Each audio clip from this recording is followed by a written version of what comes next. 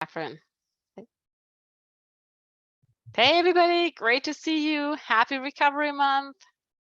And welcome back to the real world now that we've officially passed Labor Day.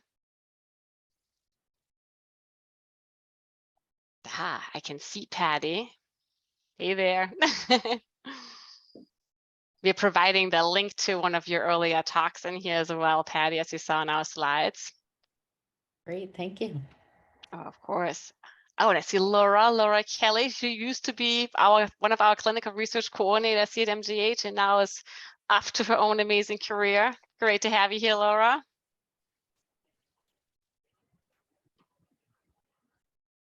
This is exciting. I hope you all had a refreshing summer. Well, refreshing with all that heat seems a wrong word, but relaxing. If anyone needs closed captions, there's an option on your Zoom bar at the bottom. It'll say CC live transcript and you can click it to turn the closed captions on.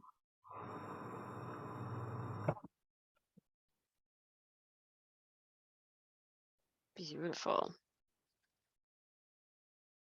And John, do you want to start with the intro slides? Do you want to give it a minute or two for folks to arrive? I'll give it one more minute. Sure thing. Hi, everybody. Good to see everyone. Thanks for coming.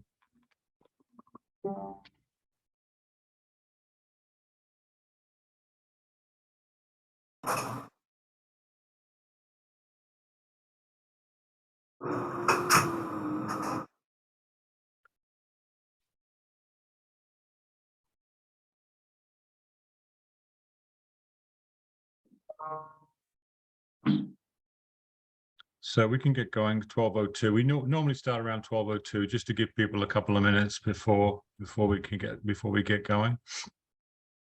Can everyone see that? Do you want me to do this, Bettina, or do you want to do this bit? Whichever. Do you want me to go ahead or? Yeah, go ahead. Yeah. All right. So thank you all for being here. As you know, our goal is in the seminar series, as well as for all the other activities, to advance the science on recovery community centers. This is all made possible through a grant from the National Institute on Drug Abuse. And one of our key principles is to really bring together the multiple stakeholders in this field and in this topic area. And our steering committee that you see here reflects that. And many, if not all of them, are with us today, and hopefully you'll chime in, and feel free to reach out to any of us with questions, comments, and so forth. Next slide.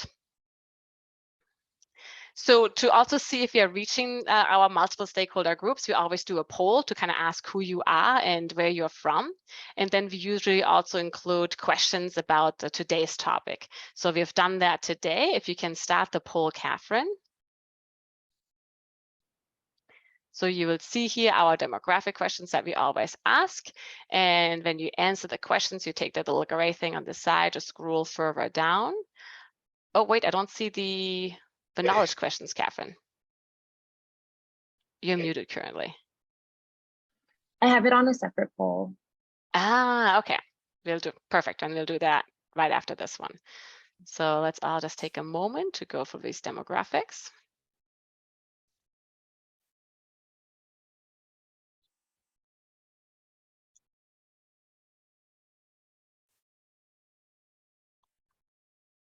And then importantly, you have to click the blue submit button on the bottom right once you have answered the questions.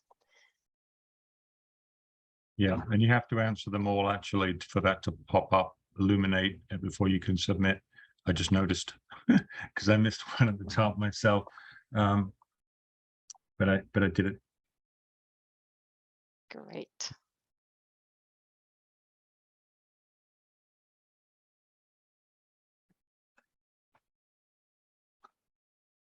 All right, how are we doing, Catherine? We are at 79%. Perfect. And for those of you just joining, we're just doing a quick poll to see who's in the room so that when we all start discussing, we know who's kind of here.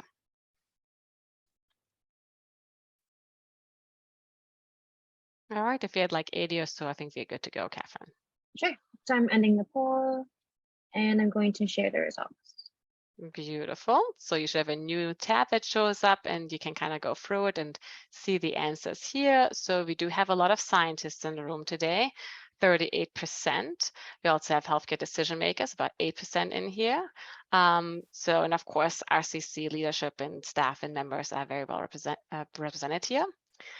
And let's see, I'm going to close that and go. Shall we do we're going to do the knowledge quest now, just because otherwise I think we're going to forget. So we were going to go to our live feature in a moment, but before we do it, we did want to ask some quote unquote knowledge questions, things that we're hoping to share with you in our presentation later on. So go ahead, Catherine. So we have some questions about recovery community centers nationwide.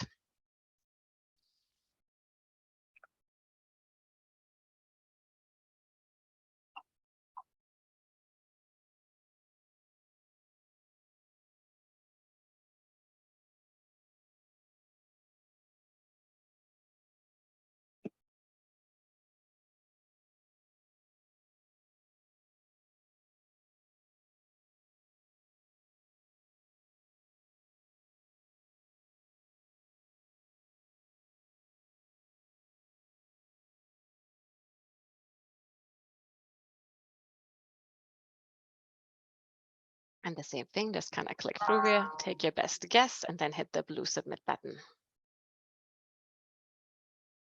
See, it's week 1 of school and we are already taking quizzes.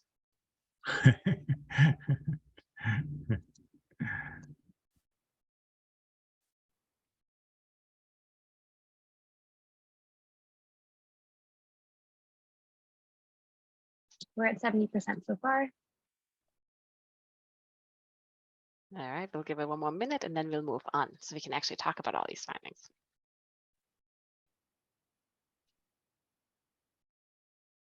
And we're at 80. Perfect. All right, so I'm gonna end the poll and I'm sharing the results. So I don't actually see the correct answers here. So, So it marks it. Oh, it marks it when you got it wrong. I see it now. So when you scroll through, you can see when you got it correct and you can see when you got it incorrect. And you'll get more information about this as we go along. All right, cool. Excellent. Thank you, guys. Next slide, if you would, Catherine.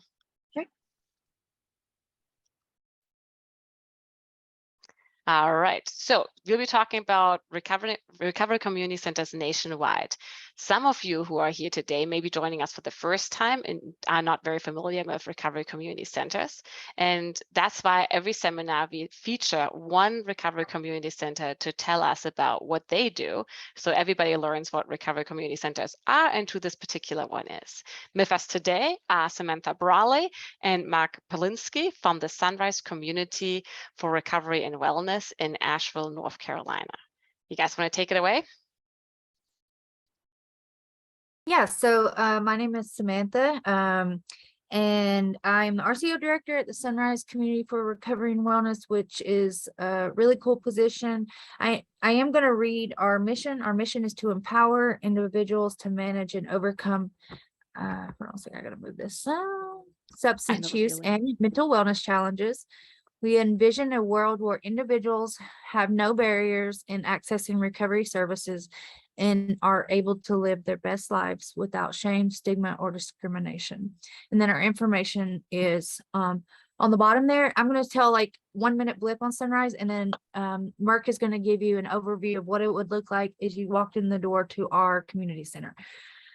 So Sunrise started in 2016 with a $50,000 block grant from RCNC for substance use. We now are the RCO of the West. So the state saw something good in us, said, hey, like you're doing something really cool. And I, like I said, honored us with the privilege to be the RCO.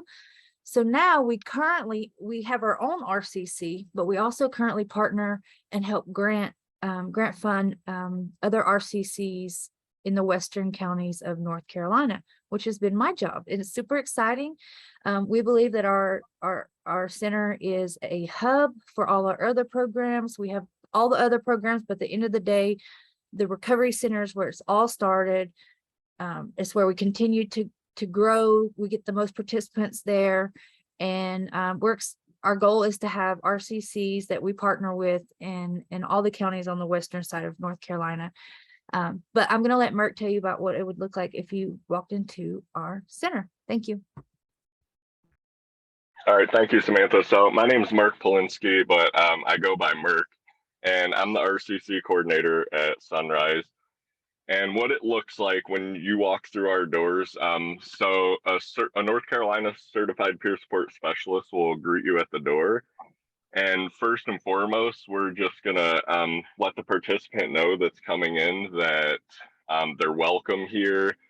There's absolutely no judgment, and they can come here and utilize our space for anything that they want to, and no matter what condition they're in. And the first thing we want to do, we want to let them know that. And then we do have some safe space agreements.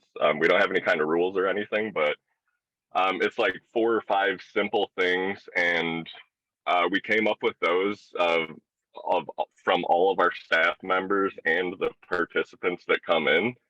So it's just basic things, being respectful, being inclusive, and all those things. And most of the people that come in, they're looking to be connected with something, right? They need something. They need some form of recovery housing. They might just need somewhere to go. They might need connected to harm reduction supplies. They might need some support groups. A lot of the connecting that we do is to our own programs, because we do have 5 or 6 pretty good programs that focus on a lot of the needs that we have in our community, like reentry, especially medication assisted treatment. We also have a really cool program, which is we have a peer support and the child support system. So for the non-custodial parent that owes child support, we support them however we can so that they have a better chance of being able to pay their child support and not be in jail because they can't pay child support in jail. And that's pretty new. So, and we also partner with any organizations in our area that anybody might need. So it can look like anything. When somebody walks through the door, what they need connected with, there's no limitations on it, right? Because we can sit down with them and we'll figure it out with them. We're not gonna do it for them, but we'll sit down and we'll figure it out with them, and we'll find out what they need and support them in that. And I think that's endless, right? It changes every day, but I think mostly we see, connections to medication, some form of housing. We have a lot of houseless folks in our community, and support groups. That's huge. So we really support all pathways to recovery. So that doesn't mean that we have a smart recovery meeting. That means if somebody comes in and maybe they have 27 years of abstinence-based recovery in a program, that's great, and we're going to support them. But maybe somebody else walks in right behind them or even with them, and they just want to stay alive today, and they want to continue using the substance. We're going to treat them the exact same way. So we have all kinds of different support groups. They're not based on anything. Recovery is what people decide, right? So we have we have medication assisted recovery anonymous meetings. We have your typical AA and NA meetings. We have all recovery, which that's been amazing. Especially so the word recovery, right? It has this idea around it. So sometimes when people come in, maybe somebody like me that's been in recovery for more than 10 years, 10 years ago, recovery was walking into a 12-step group, right? That's all the recovery there was, or you went into treatment, and they come in and they're kind of confused about what we're doing because that's what they expect, because that word, it has that box around it. So the all recovery meetings, the format is so open, and it's for anybody that's recovering from anything. And when people hear that, we don't have to explain anything to them. I had a guy come in a couple weeks ago and he's like, I don't get what's going on here. And I was like, man, if you could just listen to this for 5 minutes, maybe you'll get an understanding. And the next day he stopped me. He was like, oh, okay, I get it. He's like, I come from a different time and it's just different, but I think it's great. I think, I think people can come in, and we can support them to take over the whole world and change their whole life today, or they can just come in and they can just be there. And we do get a lot of people. I feel like by offering that opportunity of people of just a safe space where we're not going to judge them, and we don't care what they have going on outside of those doors, you know. We don't care what they came from today and what kind of situation and where they live, and we just offer them that space. A lot of times I see that opens doors for people, you know. Sometimes it doesn't take very long, and all of a sudden, you know, those people are watching everything that we do, and they're listening to everything that we say. And by we, I mean everybody in our RCC. So they're paying attention, and they hear things. And I think, personally, I think everybody wants to do better with their life, right? We all, especially when we're not in the best position, right? And then maybe we see somebody that we know, and a couple of weeks ago they were right with us, you know, they were next to us in a bad position and in crisis, but then today we see them and they're doing better. They start paying attention to what they're doing, and they start, you know, asking them. So I think one really cool thing about our RCC is that the participants that come in support each other and themselves, and it's been difficult to do, but we, you know, like I said, we have people that are abstinent, and then, you know, they might be sitting next to somebody that did a substance before they came in today, and it's okay. They can coexist, and they can even support each other, and they can conversate, and that's just great. That's a big accomplishment that I like to see, because when I came up in recovery, it wasn't like that. You know, I recovered a little bit differently, and certain things weren't acceptable. You know, medication wasn't acceptable. Trying to be safer today and just use less drugs wasn't very accepted. You know, it was you either use substances or you don't, and there's no in between. And I think we're progressing enough, we're realizing it's very, very little about the substances. You know, it's about what we have going on in our lives. And I think giving the opportunity to people to see that and just give them a space to sit with themselves and feel supported. And we do offer also a lot of holistic services, which is great. Like we have Reiki every 2 weeks. We have Thai massage, and things like that are just great for people, especially when maybe they're in crisis, and you know, you can offer them a service and they can go in a room with somebody for 25 minutes, and then they come out and all of a sudden, you know, all the things that they need to accomplish aren't so hard, and maybe they see a little bit of light. So yeah, that's pretty much all I got, because I'll go on all day because I love what I get to do every day, and I love talking about it. So I'll end with that.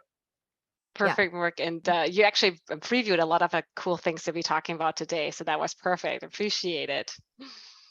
All right, Catherine, can you advance the slides for us? So today, John and I are here to give you guys the results of the survey that we've talked about. And we will be doing a back and forth where I'll be presenting and John will be doing some commenting. Great. Yeah, thanks, Bettina. And I'm going to take a second just to embarrass Bettina slightly, actually sing her praises in part and introduce her, because Bettina is going to be our main speaker today, and I'm going to be really kind of a co-pilot and trying not to put a wrench in things actually while Bettina does her excellent job. But I just wanted to just introduce Dr. Hoeppner, because you know Bettina. You know, Bettina's been leading these webinars for the last year so expertly, and has just poured her heart and soul into. I hope you don't mind me saying this, Bettina, but from my perspective, you've poured your heart and soul and just shown so much creativity in creating these wonderful webinars that we're all able to participate in. Thanks to you and your leadership in the team. Thank you for that. And just to give a little bit of background about Bettina, many of you know Bettina already, but she's been with us as the Associate Director of the Recovery Research Institute for over 10 years. In fact, we're celebrating 10 years this year. And Bettina has contributed to all of the research that we've done in over that 10-year period. she's been a major player in creating and orchestrating and evaluating all of our projects. So she's done just an amazing job over this 10-year period, and that's why she's an associate professor at Harvard and why she is one of our directors.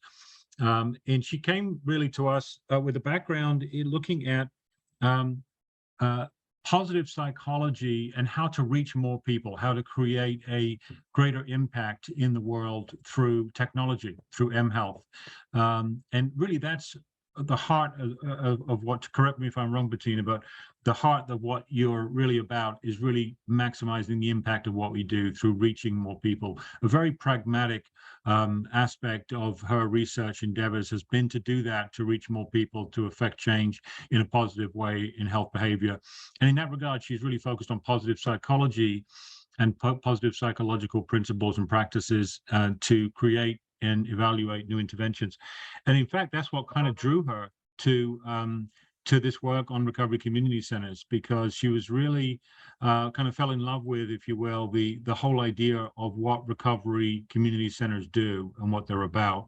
And she was just so inspired. I know Bettina's told me this, just how inspired she is by you all, the front lines, and people like Mark, who we've heard today, and Samantha, doing that work at the front lines, which is so inspiring and so life-saving every day, that can help people. And Bettina was caught up in that. She was really inspired by that.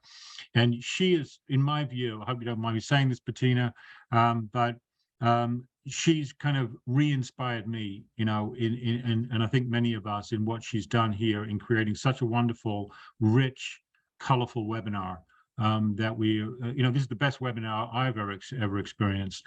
And it's really thanks to Bettina's effort and creativity in doing that. So anyway, I'll stop there, but I just wanted to say a few words of praise for Bettina, as well as introduce her as our formal main speaker today. So there's lots of love flowing in the chat for you, Bettina. Thank you. Thank you so much, John. And it's absolutely true. I am inspired by recovery community centers, the work you do and everything that goes into it. So I'm excited to be here and share our work today with you. Catherine, if you could move us along to the next slide. So this seminar is going to be a little different. We have slides. We will share all of our slides at the end. However, at the same time, if you guys want to interrupt, if you have comments, questions, thoughts you want to share, please do. We can pick up this conversation again in December. And the idea here is that we are okay with not finishing the slides and picking up later, because you can read a paper anytime, but rarely do you get an opportunity to be sitting live in the same Zoom room with different people from different perspectives and different or experiences to talk about the same issues pertaining to recovery community centers. So we want to give you guys a chance to do that. So please just unmute yourself and speak if the mood strikes, or you can raise your hand. We have instructions here on the bottom that Catherine put together about how you use the Zoom functions to do that. And I will try to keep an eye out to see the hands. And if I miss the hands, or you put your comment into the chat because you didn't want to raise your hand and be called on, then Diodora, who's one of our moderators today, will stop me and say, Bettina, hang on, there's a question here. So please do engage with us. Next slide, please. All right, so what we wanted to do with this nationwide study of recovery community centers is that we really wanted to put it on the map. ARCO has a beautiful map where they highlight all the RCCs that are ARCO members on the United States map. And as scientists, John will be able to attest to it, when we write grants, like one of our first paragraphs needs to be this basic information. Well, how many RCCs are there? Where are they located? This information is actually not that easy to come by, and we decided that we would help out by trying to make it available to you all. So we created a survey, and our goal was to track down every single RCC in the country and to ask them about who they are, what they do, and what communities they serve. And that's what we're going to be discussing today in our slides. Then next month, and the the link to register is here. We're going to be talking about the second part of the survey, because we also want to get feedback from each RCC and from their directors about how would you best capture, how would you measure the positive outcomes that RCCs produce. If somebody said, I was going to do a study to test the effectiveness of an RCC, what would be the outcome measure? What would be a good way to capture the good you do? What kind of changes would you expect to see in your members? And the feedback we got and building on that together is something we'll be doing next month. All right, next slide. Here we go. So our process, what we did is we had to create a list of all RCCs that we knew of.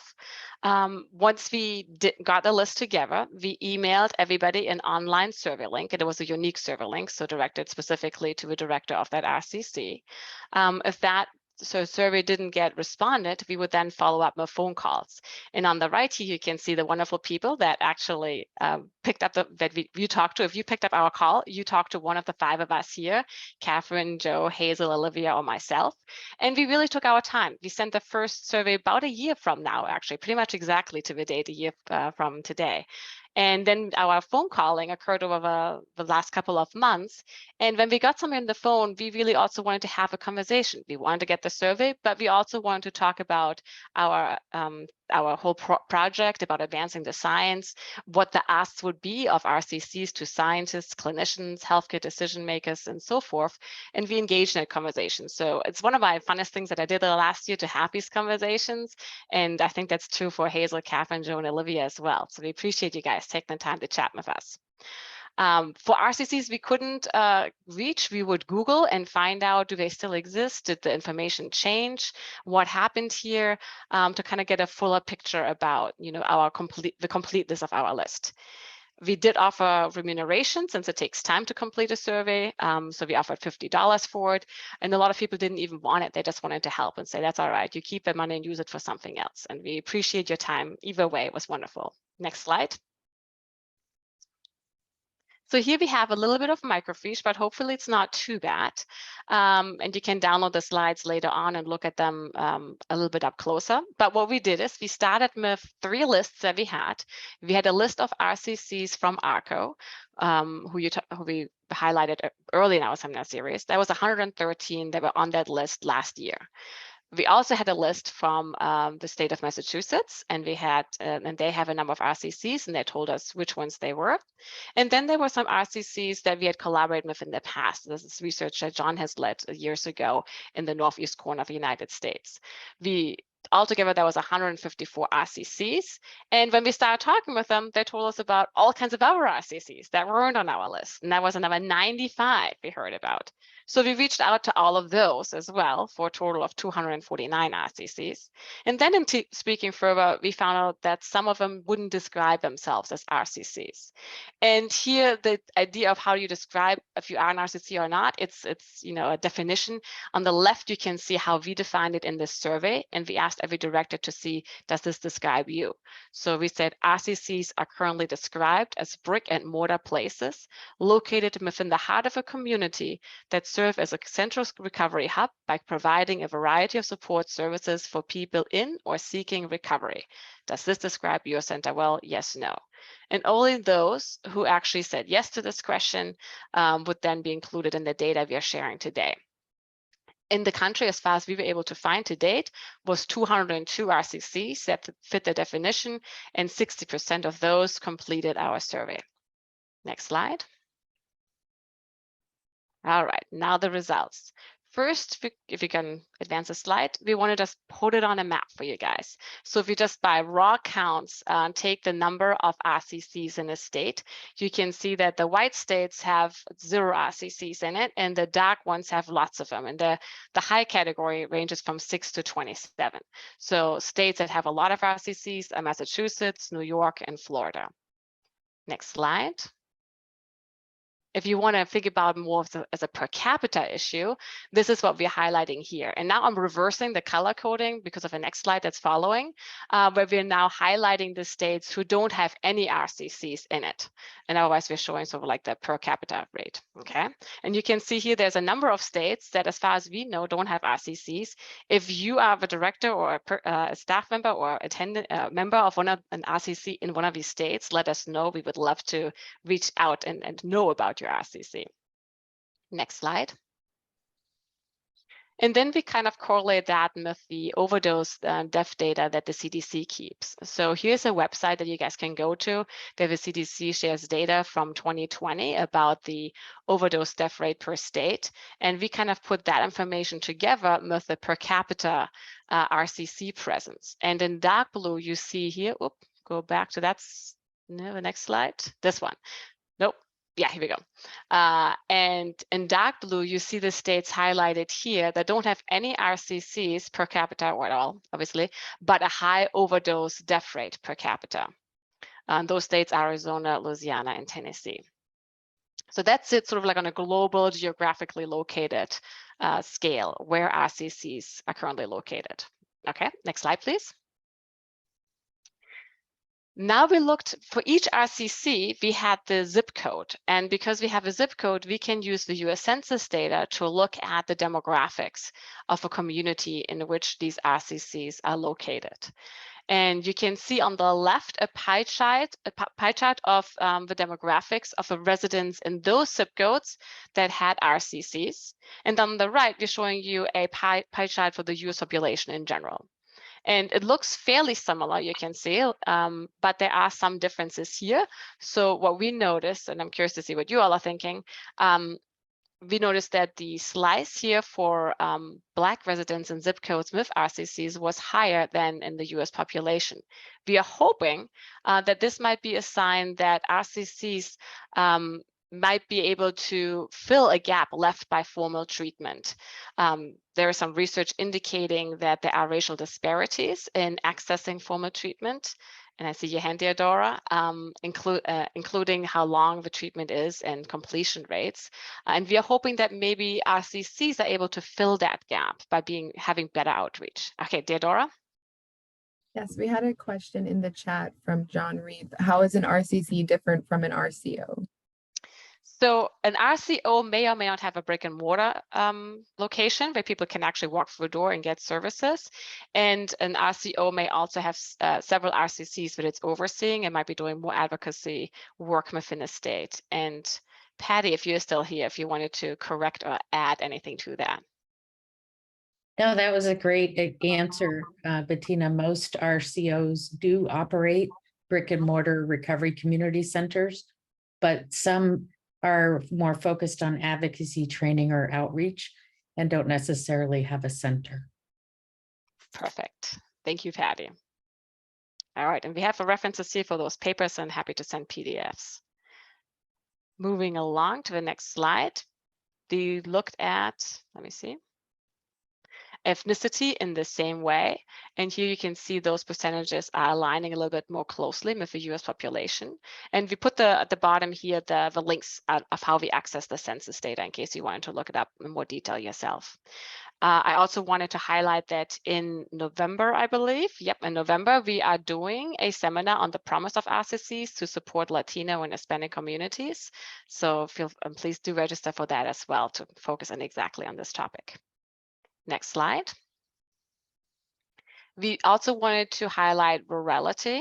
And here we did actually have a talk earlier this year in March about the unique challenges that rural RCCs encounter. And you can see here that the residents in zip codes of RCCs, that the rural slice is lower, 8% versus 14%. And it makes sense. Our definition is about being in the heart of a community, and in rural areas, it's harder and it looks different in terms of transportation access and so forth.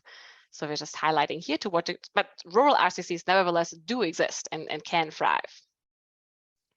Next slide. All right, so that was sort of like putting it on the map, just sort of like with zip codes and numbers per state and so forth. Now the more fine-grained answers of what RCC directors told us about the RCCs, we're going to be presenting in a comparison. And here we are comparing those RCCs that are part of ARCO and those RCCs which are not. And the reason we're doing that is because ARCO was our important starting list. You saw that we had 113 on that list. So that was by far the most we knew about RCCs through ARCO. But then in going along, we added to that and we wanted to know, well, to what degree are they similar or different? I have here the link for Patty's seminar on that from a couple of months ago. And the other reason why we really wanted to kind of highlight this is to just remind us all that there's actually a lot of deep knowledge when it comes to recovery community centers and providing peer-delivered care and support in this area. This is not something that's a year or two old. This is decades in the making. There is a lot of materials, education, expertise, knowledge, networking, sharing, and expertise in running organizations, reaching out, and everything that goes into the pie. There's a lot of experience here. There's a lot to build on. So any RCC starting out gets to build from all that deep knowledge. And thank you for putting that link there for the Association of Recovery Community Organizations, ARCO. Thank you, Patty. So that's why we wanted to have it here to remind you all that there is a lot of structure and deep, deep knowledge in this area. Next slide, please. All right, so just to kind of give you further background, so this may be true for RCCs choosing not to be part of ARCO as well, but for ARCO, we know this for a fact. All ARCO RCCs adhere to 10 best practices, which means that ARCO RCCs are nonprofit organizations. They are led and governed by the recovery community. They have a primary focus on recovery from substance use disorders. They use grassroots community engagement strategies. They use a participatory process. And you heard earlier Merck mentioning how the rules that they come up together, it's a whole team, everybody coming together to do that. That's an example of that. They provide primarily peer recovery support services as opposed to clinical services. They welcome all pathways to recovery. We heard about that too, the all recovery meetings. They use diverse, equitable, and inclusive policies, practices, and services. They use recovery-friendly language, and they adhere to a code of ethics for paid and volunteer staff. So we know this about ARCO RCCs, and it's probably true for others as well, but we'll look into those kinds of things.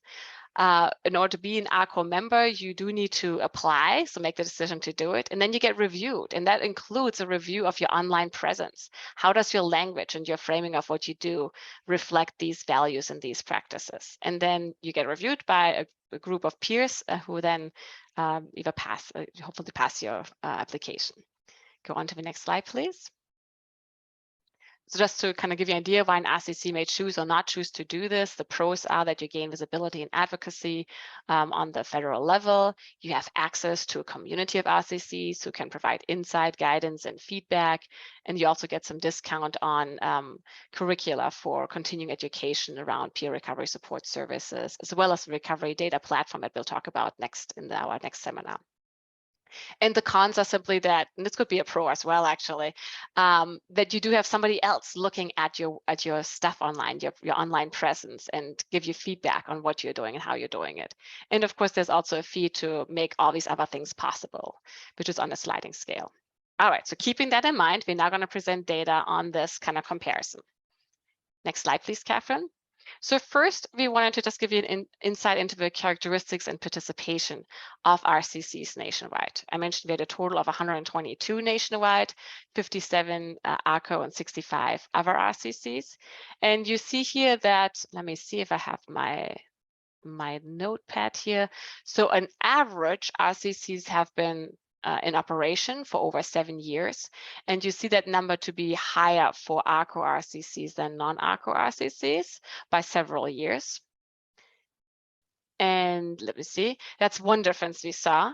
And because of that, or related to that, we also see that staff is, ARCO RCCs have been around longer. They have about 12 paid staff members compared to 6.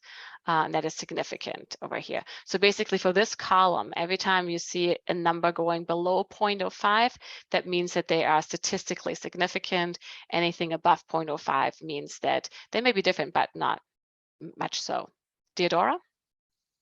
We have a question if, will they be able to access this data in hard copy? So these tables, absolutely. The data set with sharing agreements, absolutely. We just have to finish our work first. And then we also had another question of who they should reach out to with new RCCs. Actually, Eva, Catherine, can you put your email into the chat or my address? You can put both of them. That'd be wonderful. And you will have, of course, you'll have copies of the slides, of course, as well from today with these data points on them. Absolutely, yes. And they should be posted by Monday. It takes us a little bit to process, and then it'll be up on Monday. So those are the differences we see. Then in terms of, and then you see here also, of course, all RCCs are providing support for alcohol and drug problems. And then the ARCO RCCs, more so than the other RCCs, are able to address mental health problems for their members. And then down below here, you kind of get a glimpse at how many people walk through those stores. Samantha and Merck told us about what happens when you do walk through. On an annual basis, it's about 500. And on any given month, how many different people you see in a given month, it's on average, and of course there's a wide range, but on average about 125 different unique people walk through those stores at an RCC. Okay, next slide. All right, this is briefly, I will highlight, we talked about the census data, and here is the estimates that RCC directors gave us about who walks through their doors. And you can see here that in terms of the 18 to 24-year-old bracket, we have about 21%. So 1 in 5 of the folks who are walking through the doors of RCCs are young adults. And that's quite remarkable, John, it shows me. Did you want to add anything to that, John? Yeah. No, well, Bettina and I were talking about this yesterday, and it's just, I mean, it's really striking to me that, these centers are able to engage young people because, notoriously young people are difficult to engage in any kind of treatment or recovery support service. So I think it's a real, potentially a fantastic finding that 1 in 5 of these people in the centers are young adults under the age of 25, engaging in these services. So there's something about these services, again, we've seen this in other areas too, that is attractive and engaging for many different types of people, but particularly for young people. So we need to find out what it is about these centers which are how they're able to attract and engage young people. It may be the peer, the recreation, the other aspects, the social aspects of it that young people are finding attractive, but it's really, I think, an exciting finding. Absolutely, I agree. And you see a similar thing here with 1 in 5 of the folks who are walking through doors are Black. And we mentioned that they're in zip codes, so the residents are there, but it's actually they make it through the doors, which is different for formal treatment, right? Where our engagement is not as good. Let me just remove these things. Perfect. Next slide. We also asked RCC directors to kind of describe what kind of place the RCC is. We asked, is it a social place where people go and spend time with peers? Is it more of a service-oriented place? Or is it more of an information-oriented place? And then write-ins, other things you want. And you can see here that it is really all of these things for most of them. So there are several mutually enhancing purposes in these RCCs that are happening at the same time. And of course, this is similar across ARCO versus other RCCs. But it's serving the social, the service, and information roles. All right, next slide, please. So services, Merck gave us a preview about the wide variety of things that exist. Here we're giving you a word cloud. So colors, the red colors are kind of one type of service, green is thematically somewhat grouped together. And then the size of a lettering means how, the percentage of RCCs that are saying this is something that our RCC does. And you can see here highlighted that Merck mentioned earlier, these all recovery meetings, which is really highlighting that every pathway is welcome and supported. You can see, of course, that support groups in general is just a very important theme at these RCCs and a service that is being delivered. You also see here Narcan training is an important role that RCCs fill. And then here we have a medication-assisted treatment support, and we'll talk a little bit more about that in detail later. So giving you guys the percent, we want to put it into this view to kind of really highlight and remind you of the diversity of things that are going on here, all kinds of different things that are happening at RCCs. Next slide, Catherine. Here to download and for you guys to pour over and hopefully tell us your thoughts about either now or in emails later. We have the data on it. So we have, again, notably, we don't really have any differences between ARCO versus not, except for one over here, which I'll talk about in a moment. But you can see support group meetings are important theme. If 90% have peer facilitated recovery support groups. Recovery coaching is a big thing that happens at virtually at the vast majority of RCCs. Narcon training at 84% of RCCs. And then here, the recreational social activities for substance-free social events, 82% of RCCs are reporting that this is something that's happening. And then also very importantly here, the opportunity to volunteer, to give back, right? That's 89% of RCCs are mentioning that this is something that's an important part of their mission and role. All right. Next slide. Oh, actually, no, hang on. Before I move on, I did want to say, we did mention here that there was a difference in expressive arts, but we also wanted to mention, this is not statistically significant, but we see a little bit more of medication-assisted recovery in ARCO RCCs than other RCCs, 49% versus 37%. And I think, the expressive arts, branching out to other things, Merck, you mentioned Reiki and other things. And I think different RCCs take different directions with that. And it's great to see so much diversity there. Moving on to the next slide. All right, so here we are continuing with the services to kind of also give you an overview of the basic needs and social services that RCCs provide. Here we had, we looked at this data and we saw that technology access is higher in the other RCCs. Where is it? Technology access, 81% versus 63%. We weren't quite sure what to make of that, especially, so I'm hoping to pause here for a moment and ask you all. I also wanted to mention here the childcare services. I think we just worded that extremely badly. Merck mentioned child support. We were also thinking in retrospect about just, childcare support, so you can actually come to the meeting, like that there's a safe place for your kid to go, where a kid can come along, those kinds of things. So we worded this terribly. So I want to pause here and ask you all what you thought about technology access or childcare support at RCCs. Yeah, go ahead, Mark. I think that's a great idea, and that's why we don't really have right now, we don't have a way for the childcare thing, but we do offer, all of our groups are hybrid. So even, all the ones that we hold in our space, in our community center, they are accessible by Zoom, just for, especially that reason. Or if somebody's, really dead set on coming to a certain group every week and something comes up and they don't have time, they don't have a babysitter, they can just, jump on Zoom and they can still be there and, not completely miss out on it. But yeah, I think I would love to be able to have childcare access. I think that's huge. And I think that holds a lot of people back from doing a lot of things that they need to do for themselves in their lives. All right, great. Thank you, Mark. China, am I saying your name correctly? Yes, China. Yeah, I just want to say as a longtime provider of recovery services in our state of Ohio, but as a person in recovery who was a sole custodial parent, like early in my recovery, a lot of times it was the environment where I felt safe taking my child, or the access to recovery supports that I felt comfortable utilizing. So I know that the recovery providers in our area are really trying to sew together. As soon as you say childcare, there's all sorts of provisions that are barriers, but there's ways of getting around that in terms of creating rooms and safe people that parents feel supported, but yet they're close enough to step in if need be. So I think it's vital for a recovery community center to flourish, to be able to take that into consideration. Mm-hmm. Great point, China. Virginia? Oh, hi.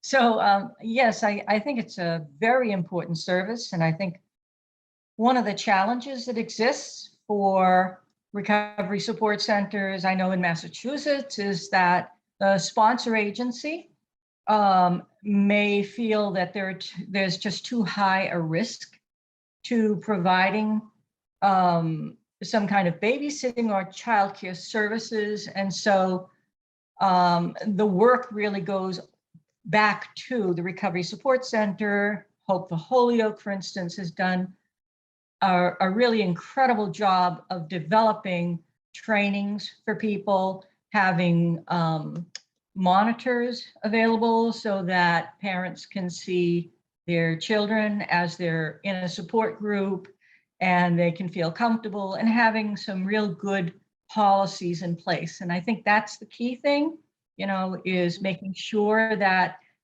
there's safety and that there's support that you get from whatever, you know, governance is over that support center. Right, exactly. And, you know, I think it's an important point you raised about training around it in safe spaces.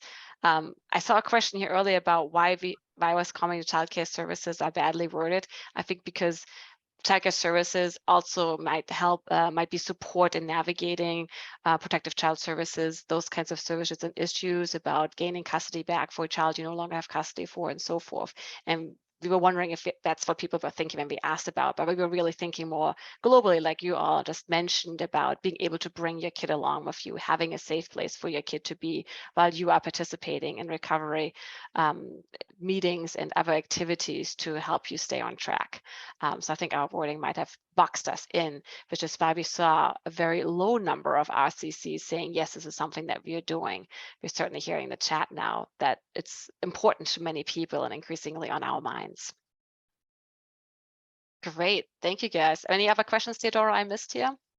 Yeah, we have a question from Lauren Hoffman. Is there a difference in location of ARCO and non-ARCO RCCs that would demand greater technology support / access in non-ARCO? Oh, interesting. We hadn't looked at that. What we did look at, Lauren, or what I forget, was it Catherine, was it Olivia yesterday who brought it up? That we also noticed that these other RCCs and non-ARCO RCCs tend to be higher on these other things as well, like basic needs assessment, MIF, clothing, transportation, family support services, that kind of stuff. And we were wondering, maybe you or actually here housing as well, education assistance, those kinds of categories. We were actually they were bringing up, maybe you need internet access to help all of these things, and you sit down together in the RCC and you do this stuff together, and therefore you're getting this technology access. So we're wondering about if that might be figuring into it. But in general, you know, I think with the pandemic, there's been so much more reliance also on technology. So people had to have their own technology access, or lots of people did, to participate in hybrid or fully remote meetings. And then RCCs, like one of the things that I'm excited about is that there is a way that, you know, you can now take digital support materials, and RCCs can play a role in linking people up to some digital methods that are helpful to them. And that is another great way to support. And Elizabeth Burden had a good comment there as well, Bettina. I thought was a good one about, it could be that there's a difference between kind of computer access, internet access, and then the provision of recovery support meetings online or other social infrastructure online. And that might be something we didn't separate those here, but that's a good point, I thought. Another thing that could be, I don't know, is just that the non-RCs, the non-ARCO RCCs are a lot newer, and maybe they're more likely to build in technology as part of what they do, given that they are on average considerably newer. Just a few hypotheses there. Yeah, great points. Exactly. And like whether or not you can use technology to access the RCC, or rather the RCC gives you technology so you can access other services. We didn't divvy that out, and we should have. Absolutely. All right, so Catherine just gave the heads up that we are nearly out of time. So what I'm going to do is I'm just going to show you the slides in terms of the headers, and we are going to be picking this up back in December to kind of walk through and digest together. You can download these slides, but let me just quickly tell you what the topics will be that we will pick back up again. If you advance the slide, Catherine. So we looked at ecosystem, what kind of other SUD relevant settings do RCCs connect with? And we saw a very high level of linkage, as more than 70% of RCCs were closely with entities we list here. And I'm gonna rush along to the next slide, Catherine, to also show that we then asked them, do you wish that your RCC had more or better direct linkage with these organizations? And there you do see lots of room for improvement here. So 1 in 5 wish for better connection, and then 1 in 3 RCCs in particular wish they had better connections with medical settings. And we do still have a couple of seconds left. So I wanted to ask you, Mark, you had mentioned a really cool thing that your RCC does in this space. If you can just kind of give us an example about how your RCC works with medical settings. Yeah, so we just advocate for people to get individualized care, you know, especially with medication-assisted treatment.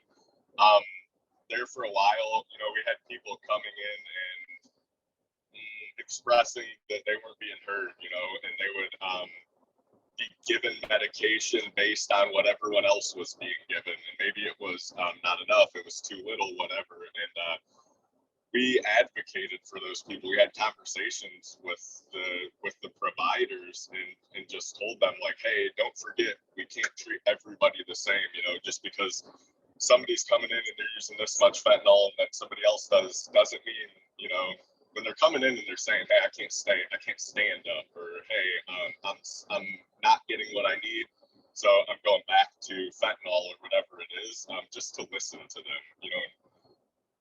Remember that everybody is a little bit different, and somebody, you know, might be expressing something that you should hear. And sometimes, you know, when I see a lot of people, they forget that, and they treat me like the guy they seen before me, or they treat the person after me like they did me. So connecting with them and just having those conversations sometimes is just huge. So.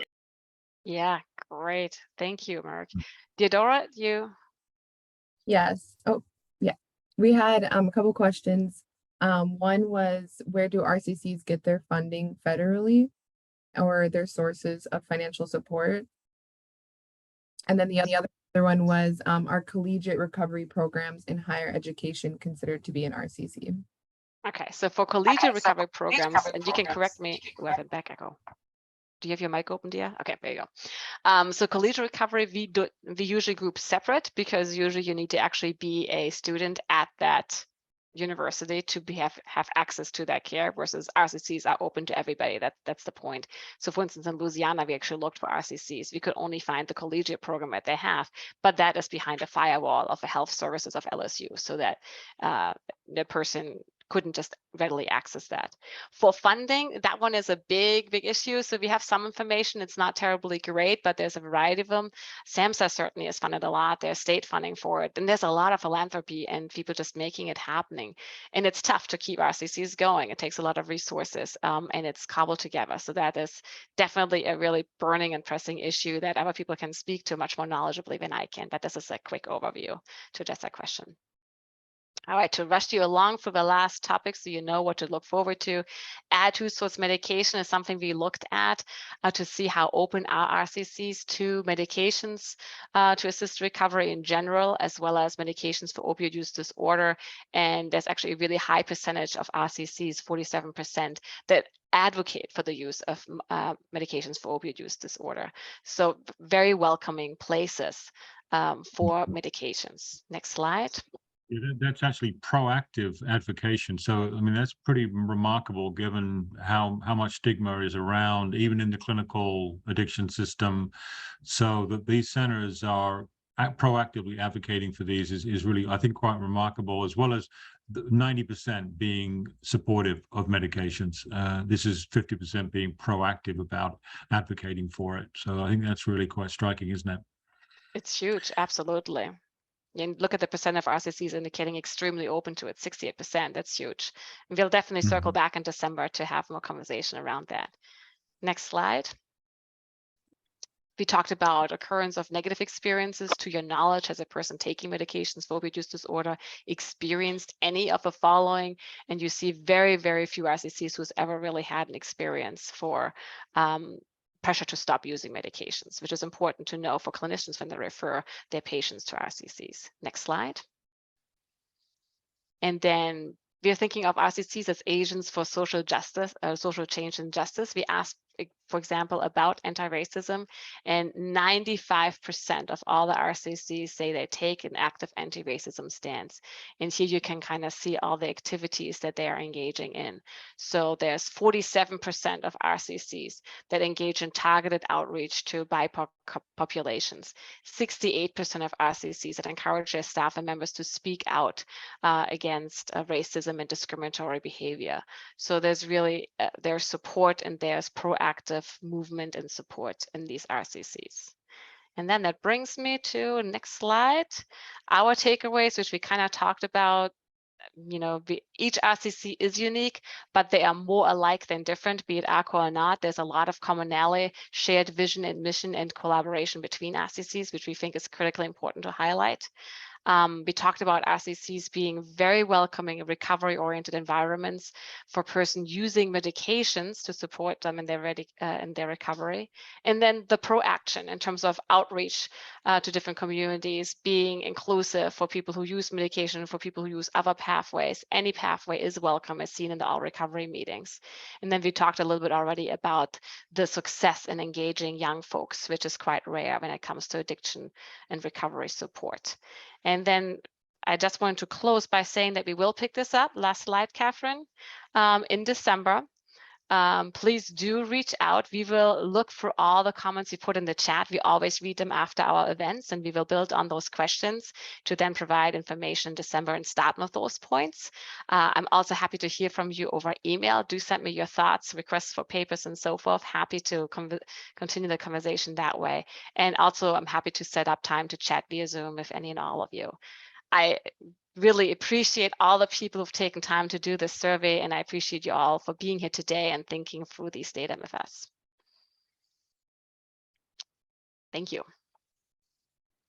Thanks, everybody. Thank you so much, Bettina. Delight. It was such a fantastic, if not speedy, review. But we'll, as you said, we're going to go into more depth in December. So tune in again in December for part 1B of this one.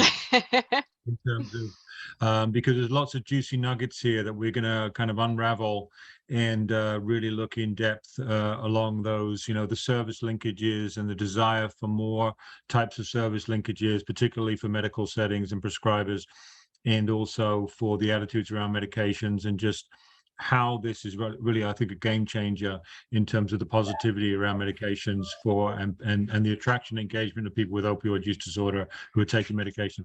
So we'll pick all that up again in December. And then next month, Bettina is going to lead again a conversation on the results of all the measures, as Bettina mentioned, all the measures that could be used by recovery centers in this case to measure recovery. So that's going to be really interesting and exciting too. So really wonderful. Thanks, Bettina. And Great. Thanks everybody for coming. Happy weekend. Indeed. See you all next time. And I think I saw a question about me putting a wrong date for October. Catherine, can you link the correct registration and date? It's always the first Friday of a month. Hopefully I didn't put the wrong date, but I might.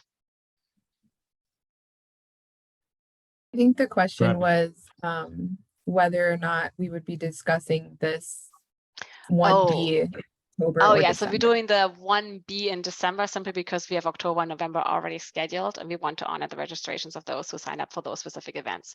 This also gives everybody time to just kind of mull over the tables, have some thoughts, email us, and we'll incorporate that in what we'll discuss in December. As you're thinking more about these issues, new thoughts you have, especially ideas for like how to innovate and improve things, linkages, and so forth, would be awesome to have those conversations. Great. Thank you all so much. Really appreciate you being here.